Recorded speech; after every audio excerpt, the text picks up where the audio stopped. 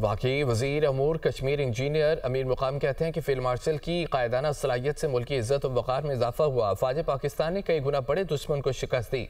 पाकिस्तान को हर महाज पर कामयाबियाँ मिल रही हैं। दुनिया फ़ौज पाकिस्तान की सलाहियतों और महारतों की मुतरफ है। 10 मई के वाक़यात दुनिया के नक्शे में याद रखे जाएंगे। मुल्क को आगे लेकर जाने के लिए हर एक को अपना किरदार अदा करना होगा। उन्होंने कहा कि शहबाज शरीफ ने मुल्क के लिए मुज़ाकरात की बात की।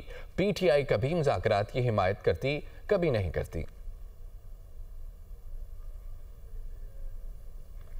मैं उस दिन की ममासिलत से फील्ड मार्शल आसिम मुनीर साहब और उसकी टीम, पूरी टीम को दिल्ली मुबारकबाद देना चाहता हूँ।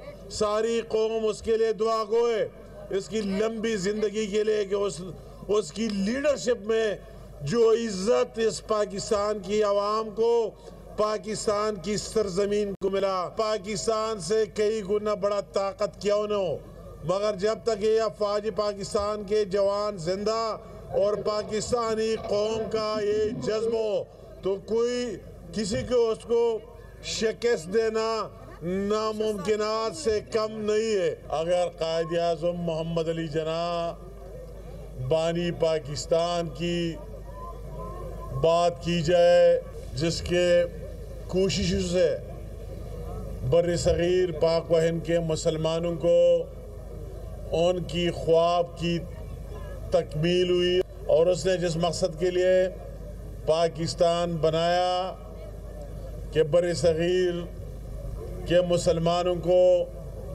मुकम्मल आज़ादी हो या मुकम्मल जमहूरियत के साथ रहे, अपने मजहबी आज़ादी और दूसरे हर किस्म और दुनिया की नक्शे में ये पाकिस्तान का अपना एक रोल और वाज़ेह किरदार हो।